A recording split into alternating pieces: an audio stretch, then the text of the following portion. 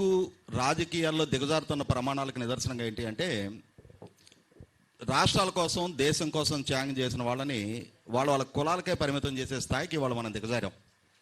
ముఖ్యంగా పొట్టి శ్రీరాములు గారు అని అంటే ఒక సామాజిక వర్గీయులు మాత్రమే వారిని గుర్తుంచుకోవాలి, గౌరవించుకోవాలి.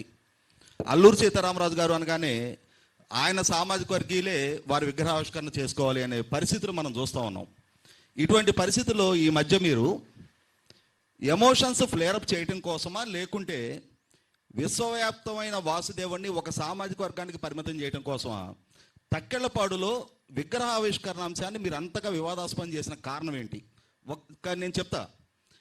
ఎన్టీ రామారావు గారు కృష్ణుడి పాత్ర పోషించిన నటుడు.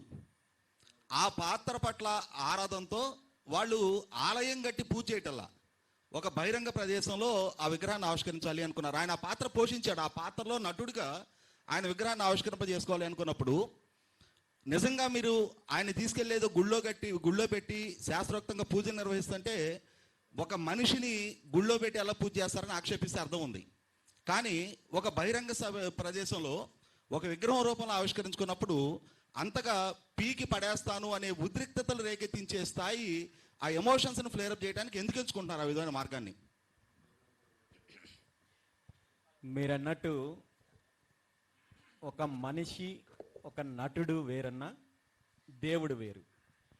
ఒక మనిషి దేవుడి వేషం వేయచ్చు, కానీ ఆ మనిషే దేవుడు అని చెప్పే పరిస్థితి ఒక విష ప్రచారానికి లేదంటే ఒక తప్పుడు సంకేతాన్ని భవిష్యత్తు తరాలకి ఇస్తుందన్నట్టు ఆ రోజు అడ్డుకోవడం జరిగింది తప్ప ఎన్టీ రామారావు గారి విగ్రహానికో లేదంటే ఎన్టీ రామారావు గారికో వ్యతిరేకంగా నేను ఎక్కడా మాట్లాడలేదు. ఆ పాత్ర ఆయన పోషించింది వాస్తవమే. పాత్ర పోషించినంత మాత్రాన ఆయన దేవుడు అవ్వరు. ఇప్పుడు ఈ అంశంలో మీ చర్యని ఇప్పుడు ఎన్టీ రామారావు గారు ఒక నిమిషం ఎన్టీ రామారావు గారు నన్ను ఒక మాట చెప్పనివ్వండి. చెప్పండి అన్న. ఈ అంశంలో మీ ఇంటి మీద దాడి జరిగిన సందర్భంలో, మీ ఎన్నికల ప్రచార సందర్భంగా మీ మీద దాడి జరిగిన సందర్భంలో, అలాగే పెద్దిరెడ్డి రామచంద్రారెడ్డి గారి ఆయనకు వ్యతిరేకంగా మీరు ఎలక్షన్ పిటిషన్ ఫైల్ చేసిన సందర్భంలో కూడా నేను చాలా సందర్భాల్లో స్పందించా, మాట్లాడా. అయితే ఈ అంశంలో మీ గురించి మాట్లాడినప్పుడు మీ చర్యను నేను ఖండిస్తూ ఒక వీడియో చేసినప్పుడు మీ అభిమానం ఒక అతను నన్ను కింద ప్రశ్నించాడు. నాకు ఎన్టీ రామారావు గారు పోషించిన బృహన్నల పాత్ర ఇష్టం, నేను ఆ విగ్రహం పెట్టుకోవచ్చా అని. ఆ పాత్ర నచ్చితే సంతోషంగా పెట్టుకోమని చెప్పాను. ఎందుకంటే ఆయన నటుడు, ఆయన పోషించాడు ఆ పాత్ర. ఆ పాత్రను అభిమానిస్తే ఎవరైనా పెట్టుకోవచ్చు. దాన్ని ఎందుకు వివాదాస్పదం చేయడం ద్వారా సమాజంలో ఎమోషన్స్ని ఫ్లేరప్ చేయడం అనే మార్గాన్ని ఎంచుకుంటున్నారా? మీరు దానికి సమాధానం చెప్పండి సూటిగా. ఖచ్చితంగా కాదన్నా. ఇది ఒక విష సంస్కృతికి నాంది పలికినట్టుంటుంది. కాబట్టి దేవుడు వేరు, మనిషి వేరు, నటుడు వేరు అనే విధానం గురించే నేను మాట్లాడాను, నేను అడ్డు చెప్పాను తప్ప ఎన్టీ రామారావు గారి విగ్రహం గురించి నేను ఎక్కడా మాట్లాడలేదు.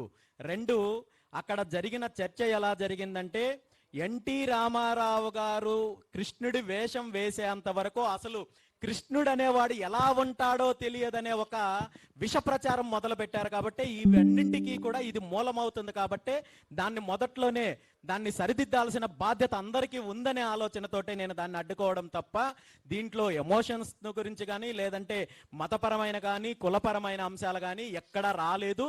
ఇది ఖచ్చితంగా ఆనాడు ఆ సంఘటనతో ఆ వివాదం అక్కడికి ముగిసిపోయింది. ఎవరైతే వాళ్ళు నిర్వాహకులు ఏర్పాటు చేశారో వాళ్ళు కూడా వాళ్ళు చేసిన తప్పు తెలుసుకున్నారు కాబట్టి వాళ్ళే సరిదిద్దుకున్నారు. నేను వెళ్ళి విగ్రహాన్ని తీసేయడమో ఇంకోటో జరగలేదు, కానీ వాళ్ళే ఆ తప్పిదాన్ని సరిదిద్దుకున్నారు. అక్కడితో ఆ వివాదం అయిపోయింది.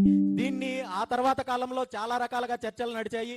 అసలు ఎన్టీ రామారావే కృష్ణుడు ఎలా ఉంటాడో ప్రజలు ఎవరికి తెలీదు, ఇలాంటి తప్పుడు ప్రచారాలన్నీ జరిగాయి. ఇలాంటి విగ్రహాలు రోడ్డు మీద తీసుకొని వచ్చినప్పుడు భవిష్యత్తు తరాలకి మరో రకంగా తప్పుడు సంకేతాలు ఇచ్చినట్టుంటుందనే ఉద్దేశంతో దాన్ని అడ్డుకోవడం జరిగింది తప్ప మరొక అంశం కాదన్న. పురుషోత్తమ రెడ్డి గారు.